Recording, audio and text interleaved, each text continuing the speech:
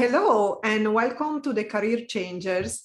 Our guest today is Sarah Burrows, career change, confidence and new business coach with a background in psychology.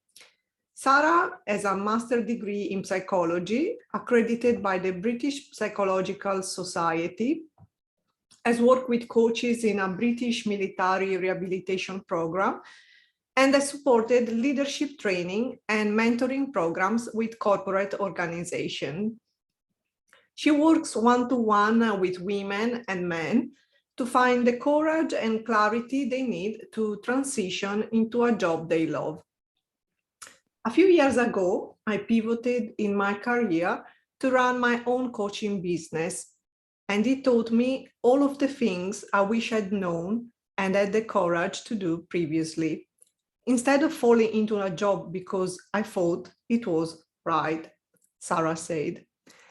Today, she's going to talk about the most common fears people face when reflecting on their careers and how to find the courage to change, to do what you love in life, considering that the average person spends up to 80,000 hours at work in their lifetime. Hi, Sarah. Thank you so much for joining us. Hi, thanks so much for having me. I'm really excited. So let's start with your background. How did you start your professional life, or better, what was your first job? So out of university, I started working with the British military on a rehabilitation program that I found out about through a friend that very much fit in with my academic background. So I had done a master, I was just completing my master's in psychology, and I found this job that was working for the same university that I was already at, coincidentally, and found out through a girl that I played a sport with, and she told me about it one day, and I started about 4 weeks later. So what was your dream job when you were a child? So my earliest memory of knowing what I wanted to do was when I was about 12, and I think it was disaster relief and working abroad in another country, helping people, or being a counsellor. I think when I was the next step, when I realised that the work I had in my mind was actually unpaid. So the 12-year-old me had a dream of doing a job that actually wouldn't have allowed me to live. So I think the second thing was counsellor that I thought about when I was really, really young. Yeah, that's interesting because, even when we look at our dreams, we always have to also be sure that they can help us to live in a practical world. Yeah. So what is your educational background?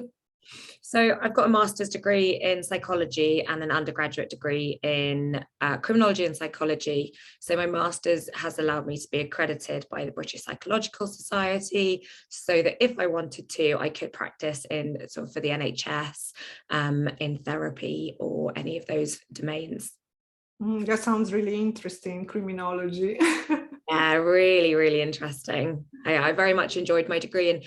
And when I was at university, the part of the degree that was psychology, because my undergraduate wasn't actually accredited, I did a lot of Eastern psychology. So I did a lot about meditation in prisons in India, and very alternative psychology, really, which very much opened my mind. So I then went on to do my master's to become accredited within the UK. But my background very much had opened my eyes to a lot of different types of sort of what we class as psychology and what we class as therapies, and in this country. That sounds really fascinating. Yeah. Did you have any direct experience with criminology? No, I actually started my degree on a different course that was psychology but slightly different, and then transitioned and just chose it as a whim, and just because it looked really interesting and I just felt like doing it at the time. So very much took a sort of an approach of I don't mind, I learn lots, and I didn't want to do biology, so I kind of defaulted to something that, so I knew that I didn't want to do certain other things, so I ruled those out, and it kind of left a pool of options. So I chose one of those. So how and when did you start thinking about becoming a career coach? So a career coach about 3 years ago. So the work I did when I first graduated was alongside coaches. And I did that for 3 or 4 years and realized very quickly as a researcher, and I very quickly saw the impact of coaching and thought how transformational it was and how amazing it was. And then I moved to London and I left that role, and I didn't quite think, but about 3 years later, 2 or 3 years later, a lot of things in my life had changed, and I was kind of sat in this 9 to 5 in London, and I liked it, but I didn't really love it, and I couldn't place why. And then I kind of decided at that point, and someone mentioned to me a coaching course, and I went and did 2 days, and I just decided there and then that I was going to do it, and I was going to do it in careers and confidence and empowering women to ask what they deserve.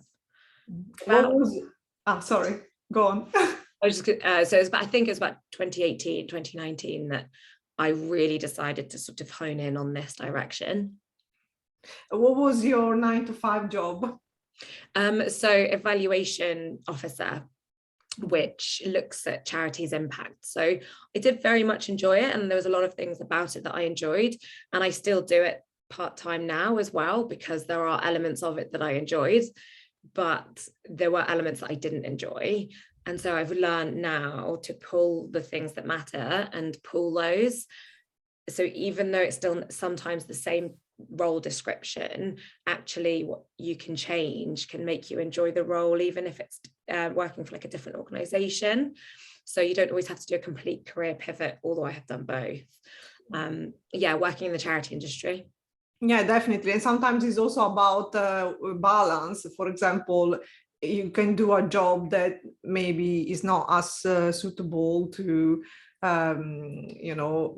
say the things that you like the most, but part-time instead of doing full-time.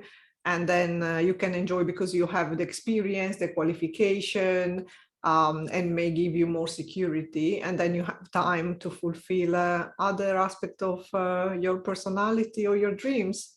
Yeah, and that's exactly it. And that's exactly what I've done, is that hybrid of, I love the team and the security, and I love the dynamics and the way that part of my job challenges me. And then I run the business and have the way that this job challenges me. So it's such a great hybrid, Love it so much. So you said a few years ago, I pivoted in my career to run my own coaching business. And it taught me all of the things I wish I'd known and then the courage to do previously, instead of falling into a job because I thought it was right. What were the things you didn't have the courage to do previously? To explore. I definitely didn't explore because I didn't know where to start. So it was a combination of courage and clarity. And I didn't have the courage to start because I didn't know where to start. And then the courage of thinking that I could actually run a business. I just never had given that any consideration. I don't know many people that set businesses up. It's not something my family have done necessarily, and my parents run businesses. So I didn't have the courage to sort of take the steps I needed to really explore, because it's also, you have to do a lot of exploration about yourself. And I probably was quite scared to kind of open Pandora's box of who I am. And then, once you've opened that and you've committed to making those changes based on it, I think I was a bit nervous to say, if I say out loud that this is who I am and this is what I want to do, then I need to take action to honor that. And that's quite nerve-wracking. Whereas if you just keep sitting in your job that's very comfortable, and think maybe this is right, maybe there's things about it that I do like, it's very comfortable to do that. So I think I'd wish I'd sort of taken the courage to commit to doing the work and actually thinking about it a bit earlier than I probably had. And also you mentioned opening the Pandora box. I think once you've done that, there is also, we have to deal with uncertainty, because once we start to do something new, we don't know where that would lead us. It's so easy for society to make us believe that we choose a path and we cannot change it, or well, not really know what to do next. Yeah, that's so right. It's uncertainty which leads to risk. And, you know, society, the human brain, we love to know. We're hardwired to want to predict. And so when we can't predict and we can't say, especially when things like finances, security, homes, things like that play a part, and you've got rent to pay and things like that, it is taking a risk, especially when you don't know where it's going to end up. So how common in your experience is for people to fall into a job just because it feels the right thing to do? Sorry, I missed that. Yeah. So how common is in your experience is for people to fall into a job just because it feels the right thing to do? It's unbelievably common. I mean, I guess if you asked a pool of your friends that you know, they think that it's the right thing to do to fall into a job because it's, you know, it's right by society, it's right by what their education it was, and it's right by what their parents have told them to do.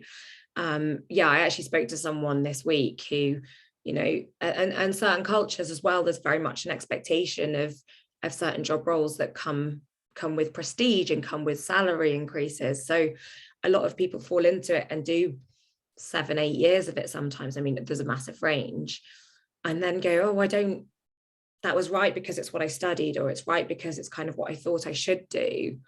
And it's that word should. I should have done this because I studied it, because my mum did it, because my friends told me to do it, and therefore it's the right thing to do. And actually it's not when you strip that back. But I'd say 60 to 80% of the people that I speak to probably have fallen into a job like I did. It was what I did as a degree, and my CV then built around it. And so my next job landed because of my experience, because it was the right thing to do, to have a 9 to 5, to sit in that office, glued to a screen, because that was the right thing to do by society's definition. And it's absolutely not how I work, but it's the common thing that I thought was the right job to do and the right place to be and commute and doing all those things, just because someone else told me that I should spend an hour or more every morning and every day in the evening on a train, on a tube, on a bus, in the car. Yeah, and also I think many times the role we choose or something that looks good on the CV is because it gives us a certain status in society. So many times we present or we introduce us ourselves like, I'm my job, I'm what I'm doing. And that's not always necessarily true. But it's a form also of protection. Once we have to introduce ourselves to other people, is to say, I'm this. And so which social level I'm at, but doesn't necessarily mean that that is what makes us happy.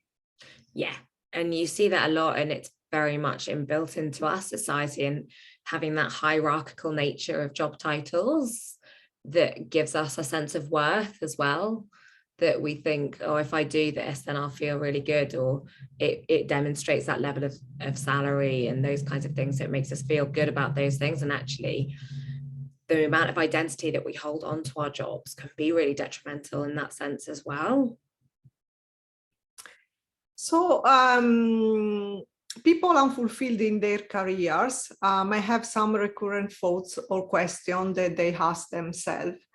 Let's go one by one, and maybe you can give us some tips to overcome these challenges.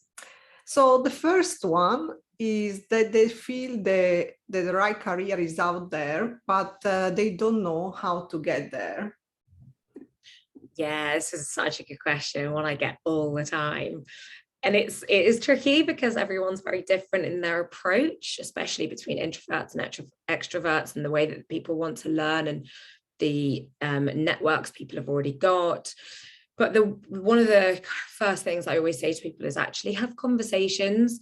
One of the best ways to learn about other roles and other jobs that are out there is to get a sense of what other jobs and other roles are like from a human perspective, not from a job role description, not from what someone else has kind of put on their website and, all the bells and whistles that it's got with it. Actually speaking to somebody. So I always recommend talking to friends, family, colleagues, friends of friends, putting those feelers out to your network, actually having a conversation with somebody about different jobs that have potentially sparked your curiosity previously. So if you know somebody who's done something and a job and you think, oh, that's actually that really sounds interesting, go and actually have a conversation with those people and understand what the job entails, what they like about it, so that you can get a sense of whether those kinds of industries, those kinds of jobs feel like they're a good fit for you and your personality and the things that you want. Another tip I always say that I kind of wish I'd thought, well, I didn't know about actually when I was pivoting, is get support. There's so much support out there, career coaches, mentors, career advisors, and there's so many resources online as well that actually just have an explore, go and have a look through some of the resources around different industries that just might broaden your horizons as to what other opportunities there might be out there. And then obviously another good one is listen to this podcast. Like this is ideal, this is gold.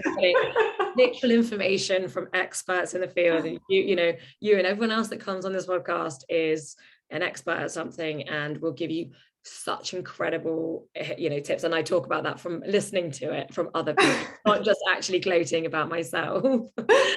But there's a huge amount of information on here, free. Yeah. So the second fear that people have, we mentioned it earlier when we said about dealing with uncertainty and not knowing what will be, is the fear of the unknown and the overwhelming amount of option that keep us stuck in analysis paralysis. Yeah, that's a huge one. And I think something that a lot of people don't really consider about a career change, and I think it's the way that we see other people change careers. They go from job A to job B.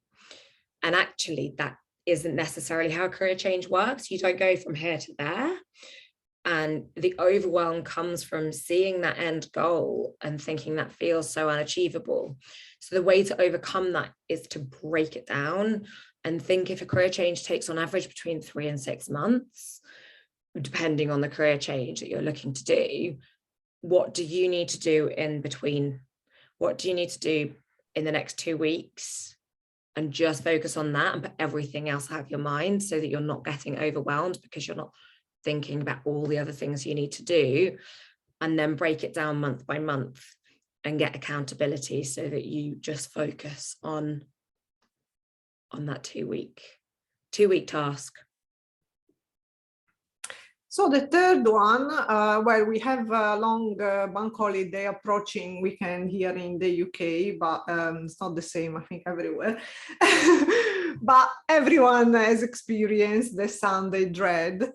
So if that becomes a recurrent theme during our week, what can we do?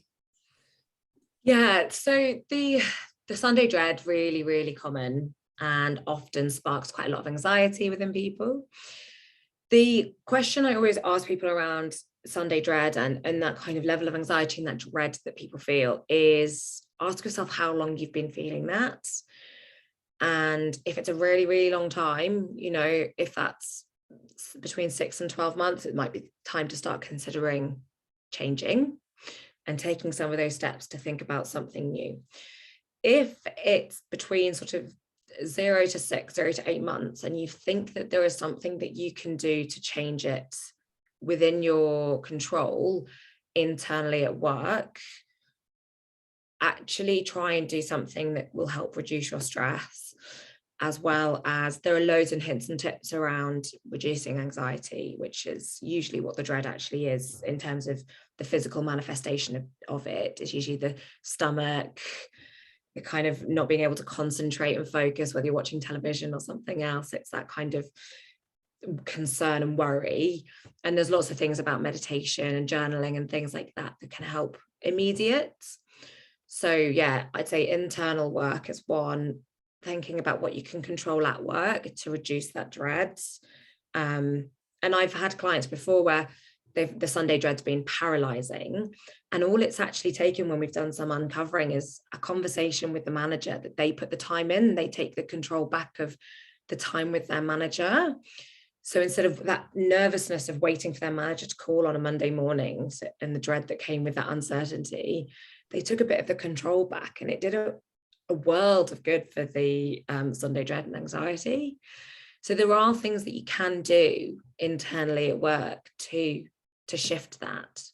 But as I said, if it's been quite a long time, it can be a real sign to think about potentially doing something else or leaving that company or organization.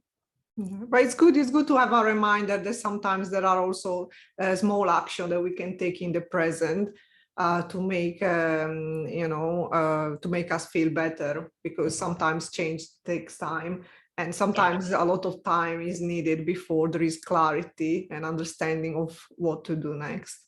Yeah. So many people think about career change during their life. I mean, this is one of the reasons why this project was born, because I met so many people that generally when reach a certain age, they're not fulfilled anymore with what they were doing, even if it sounds good on their CVs. And many times, many people, and I guess more and more during the pandemic, and now that the world is changing more, want to start their own business, but are very unsure on what is the right way to start and where to start. So what can you say to anyone that is thinking, what next? So in terms of building your own business, I think one of the key things I've learned setting mine up is, the first thing is do it in a comfortable way for you. And this is so cliche, but there's no right or wrong. You know, some people, lots of business owners, they're like, you need to get up at 5 and work 15, 16-hour days. No, I nap all the time. You know, if I want to go for a long walk, I'll take a 3-hour lunch today, because that's how I enjoy running my business. And so doing it in a way that suits you, feels comfortable, and growing in a really small way. So often what I say to people is, have a think about what it is you enjoy and how can you do that in a sort of way that feels comfortable.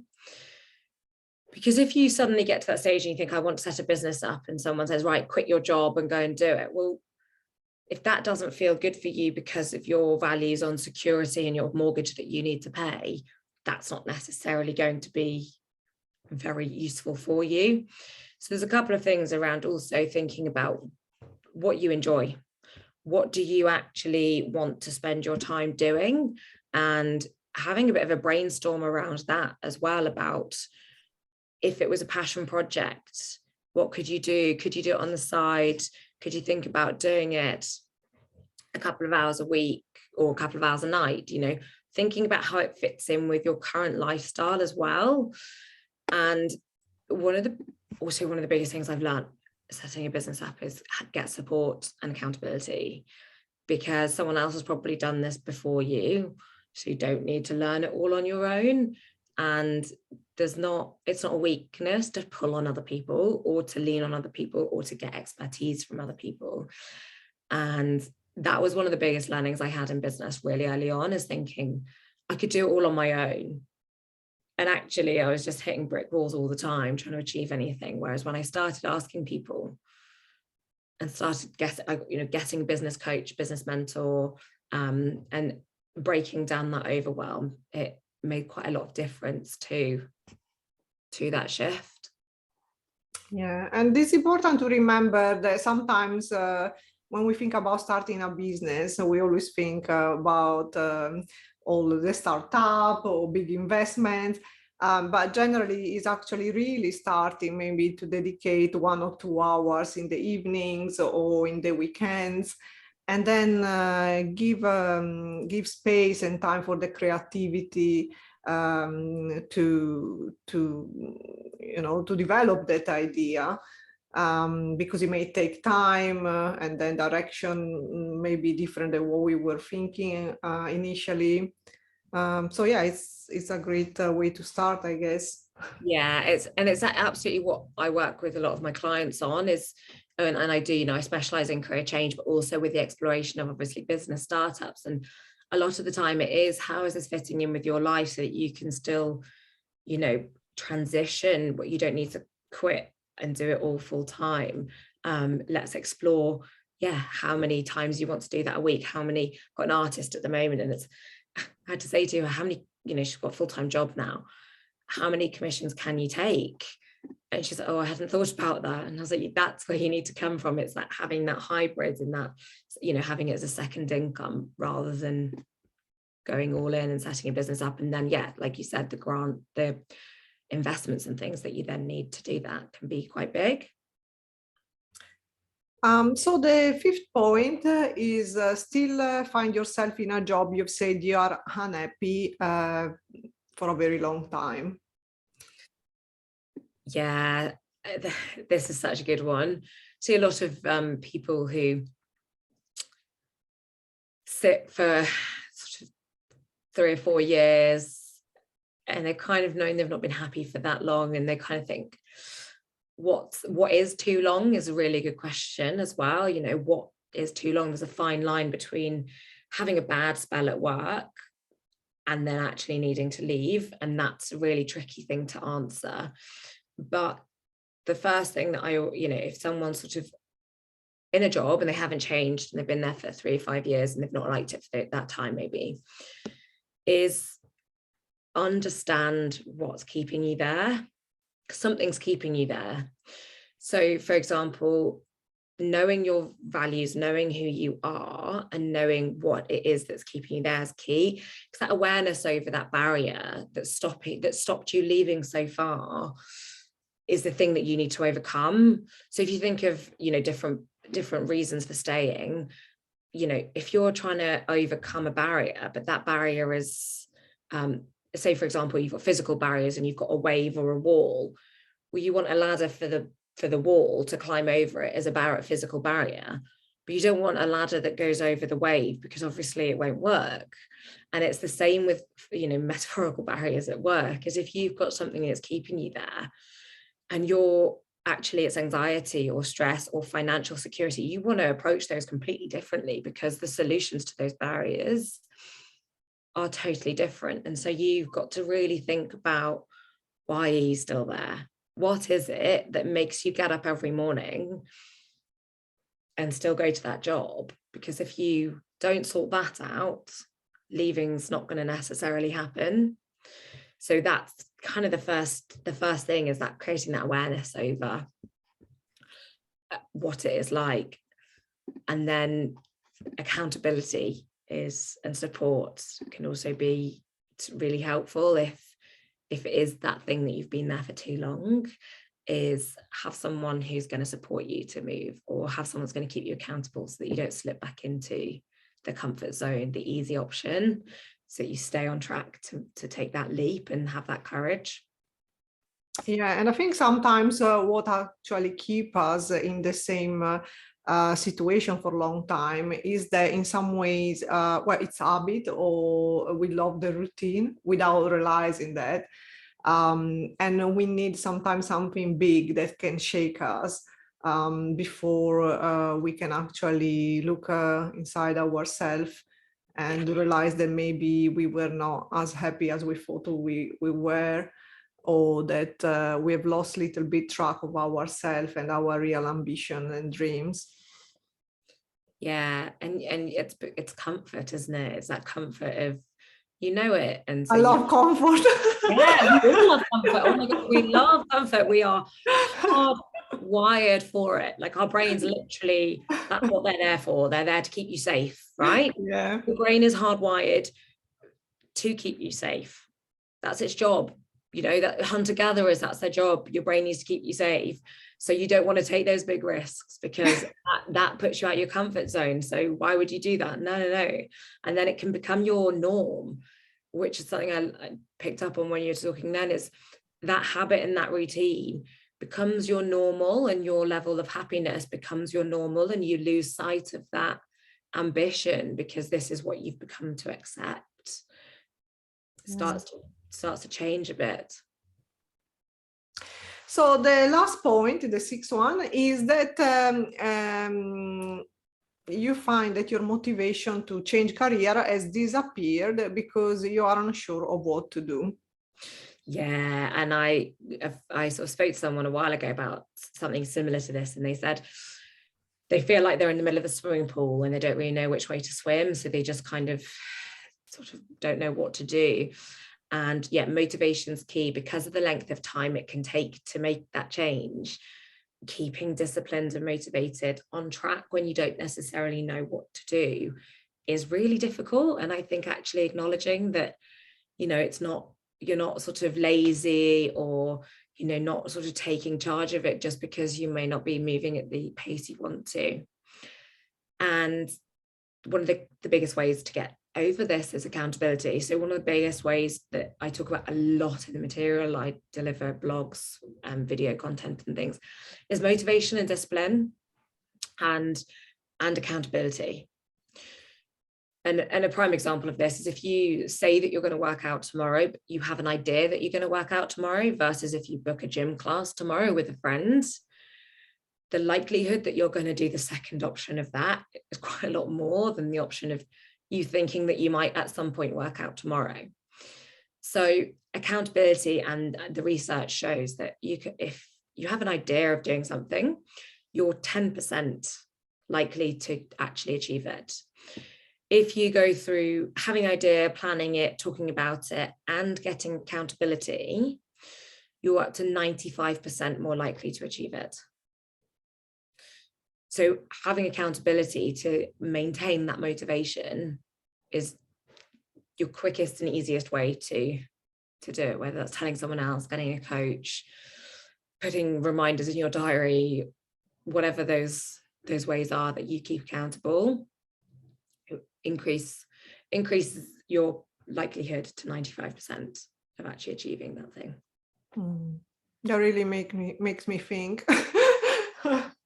It is, no, it's so simple as well. I think that's what I like about it, and its strength is actually, and I think this is probably one of the biggest turner like things that have impacted my business, is learning to put time and meetings in with people just to give myself a deadline, so that I know that I need to do it by a certain time, so that I've got accountability.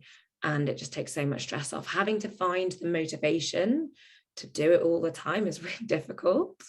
So if you have something, you know, I need to do that by that time, it puts the pressure on a little bit more as well. Yeah.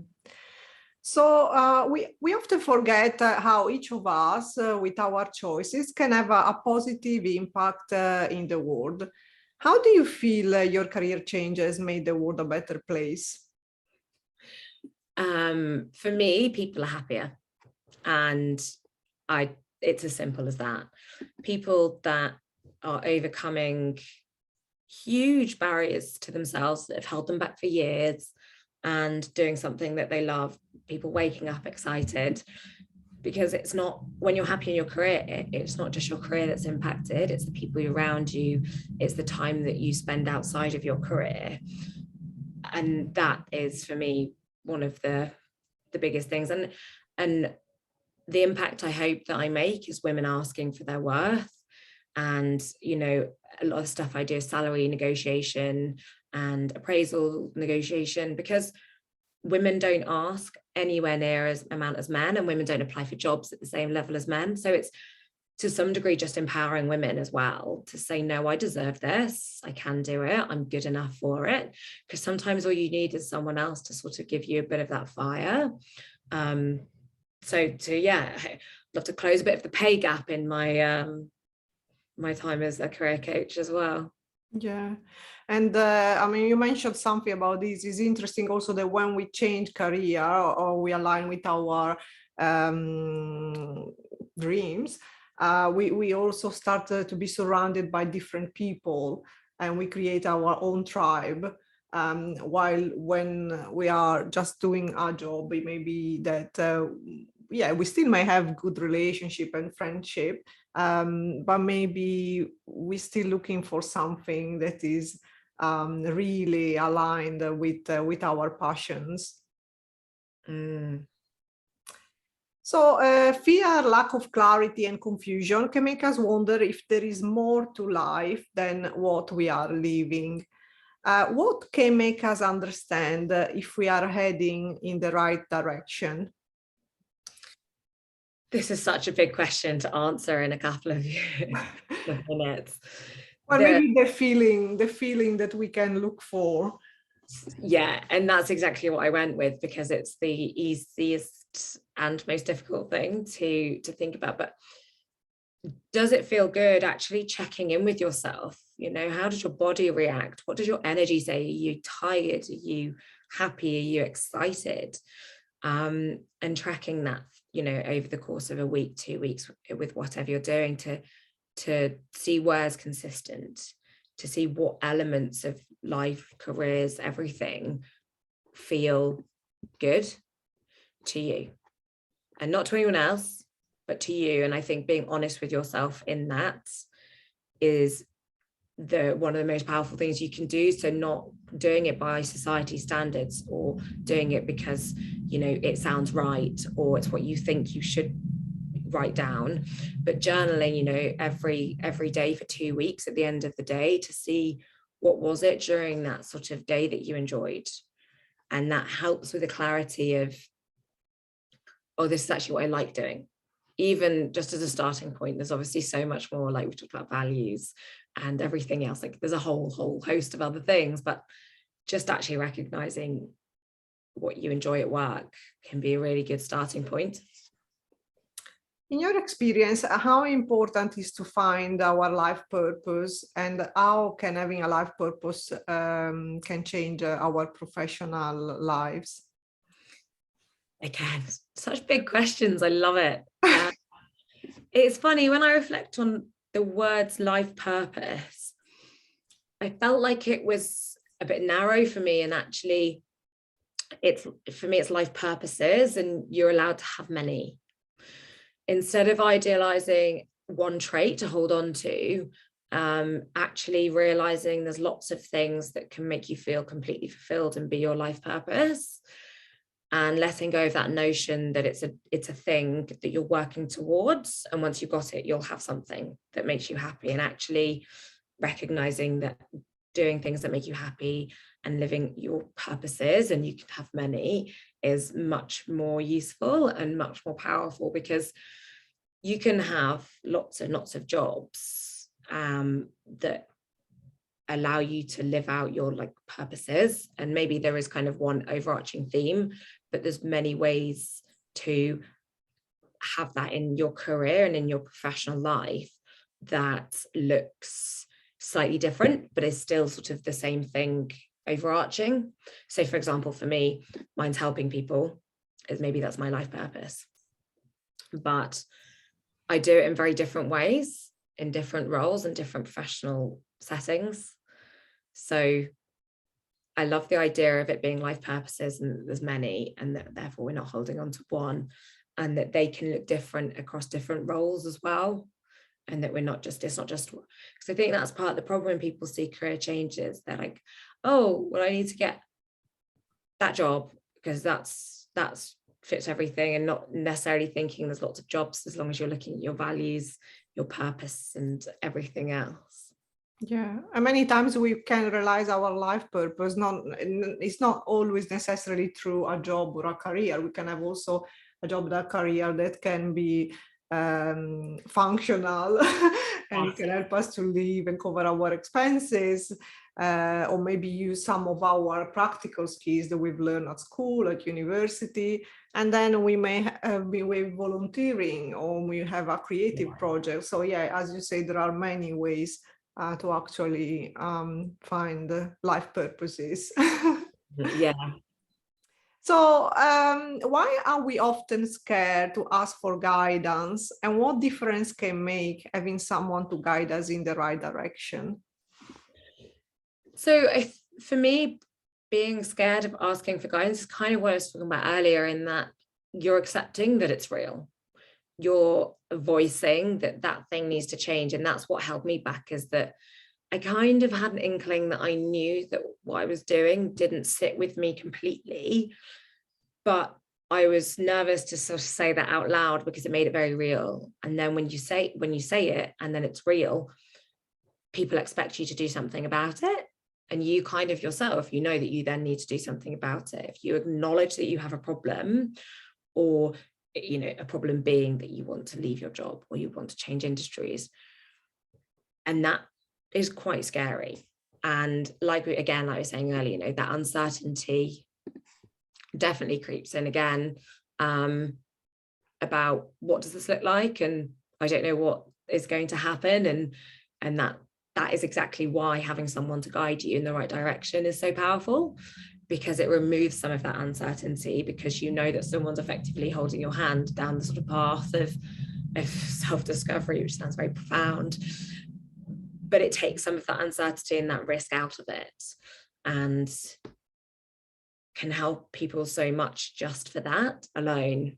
And we're not taught either to necessarily, a lot of people anyway, aren't necessarily taught to just go and get a coach and a therapist. And, you know, when I was during my upbringing, definitely wasn't, you know, you just change careers, right? Like that's what people do. And you just sit in your career and get a promotion and take the next thing. And you should be lucky you've got a job, and, you know, don't ask for too much. And that mindset can make you stay and think, oh, I don't want to ask for help because then I'm admitting I want to leave, and that's big and scary. But that's where it comes in as being so powerful. Yeah. So we're approaching the last section of this episode, and I'm really enjoying this conversation with you, Sarah. So what type of advice would you give to anyone along their path to self-realization? I think there's a couple of things. The first is talk to people. Like you said, you know, that tribe changes, and those conversations will change with that tribe and with that path and that discovery. And that in itself is really powerful, especially when other people are going through something similar. There's a huge amount to be said about, you know, peer-to-peer situations. And some of the conversations I've had in the last 8 to 10 months have been profoundly different from anything I would have maybe even indulged 2-3 years ago. And so recognizing that talking to people as your tribe changes is okay. And like you said, you can still be friends with those people that you were friends with, but actually also acknowledging who's now moving along with you. As well, I think seeking support. You know, I've had so many different coaches in the last couple of years, and it's just made everything so much more efficient and effective in terms of building on everything and actually learning and growing. And it's been a lot more powerful to have other people challenge me and question me and open my eyes up. And, you know, I've had coaches in different areas, just to try things out, to grow in certain areas of my life that I wouldn't have necessarily even reached out to have before.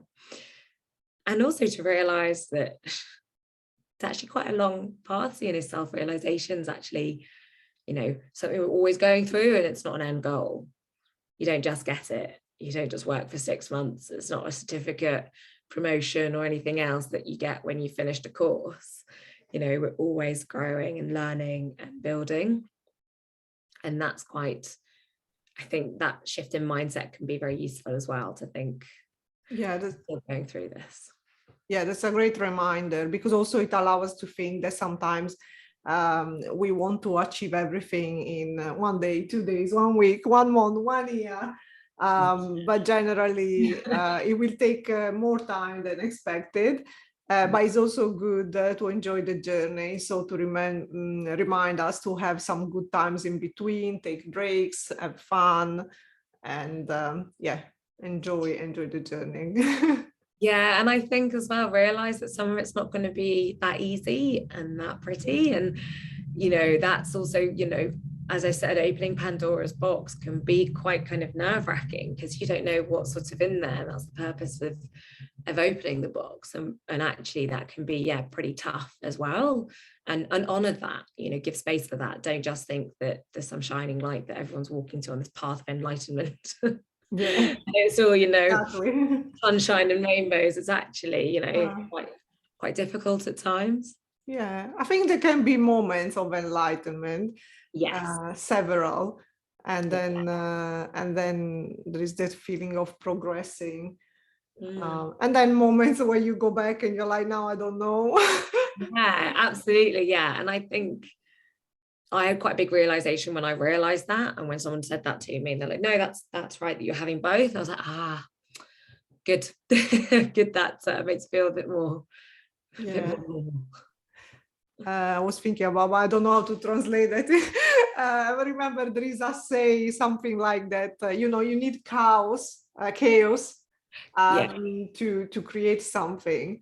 So generally, I think there is you have moment of alignment where you see, okay, I'm going this direction. And then this moment of chaos, confusion again, when it's like, oh, now it's like if you have something covering your eyes and you're not sure where to go. And then the next step happen. Yeah. And it's a process. So, well, between, we talk a lot about career change, overcoming fears, tips, but if you could choose one suggestion to give, one advice to someone that is looking to change their career, what would you say is a starting point, a good starting point? Putting time and effort into it is probably the starting point. Recognizing that the work is worth it. So going through and actually doing the self-discovery and really knowing what you want is worth it, but that takes time and effort. Because doing it wrong, just choosing the next job because it's easy or because you don't know what else to do and you haven't done the work, in the long run can waste quite a lot of time.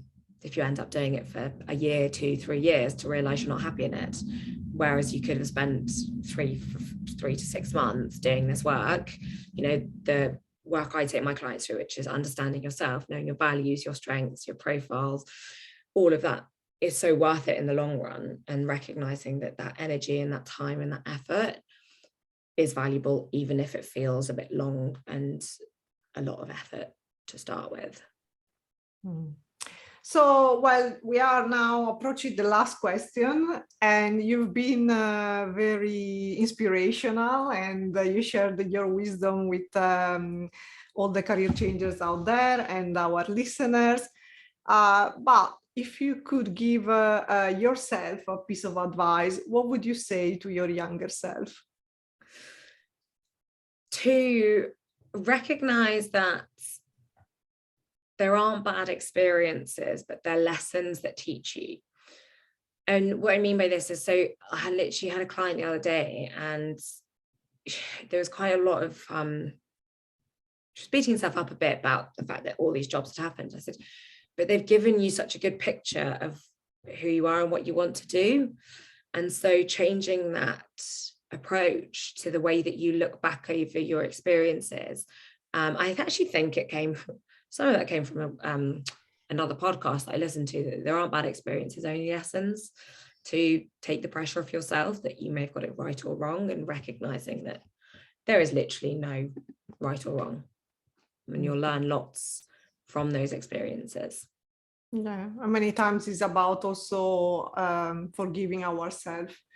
Yeah, and that's a byproduct, isn't it? I think of exactly what I'm saying is, if you turn that language, that power of that language of saying you've learned something, you've gained something from that, however bad it felt at the time. And it's something I very much learned when I was working with the military is, they were going through severe distress and trauma, and rightly so, but actually the moment those military personnel switch that language to say, what am I learning from this? What's that teaching me? That makes such a difference to the way that you approach other things, and the way that you actually effectively rewire your brain by doing it, and being a bit kinder to yourself and forgiving yourself. and you'll actually find you actually get more done and you're happier as well.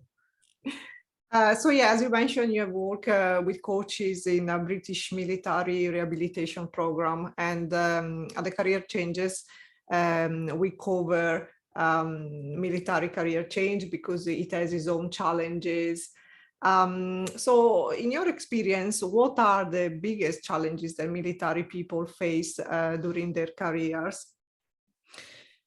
I mean, I would never want to speak for people who actually were, haven't actually served, and I wasn't in the British military, but from what I saw, one of the biggest things was a lack of control. So people who it wasn't necessarily their decision if they were staying or going, especially due to medical discharge. And that very much losing, like you and I were saying earlier, the identity that comes with a job. And for them, it's everything, they live and breathe it. A lot of them, it's not a 9 to 5 that they go home to, they can be gone for months at a time. And then, and this is similar for everyone, but kind of a mourning of a job as well, like a mourning of loss, and losing something that you did have. And I think that's actually really common in career changes in general, actually. The emotional attachment to something you've done for however much percent of your days for however long, actually letting that go as well. But I'd say the lack of control over decisions, and limbo is a big one, of time waiting for other people to make decisions about your career, which is inevitably very difficult. Yeah. And maybe we can talk about this topic more in another episode of the Career Changer. But thank you so much, Sara, for joining us today. I really enjoyed this conversation, and I'm sure the Career Changers will find lots of inspiration from your words. And if anyone would like to get in touch with you, how and where can they find you? Yeah, amazing. And thank you so much. It's been great fun. I love talking about this. So people can find me. My website is achievingambition.com.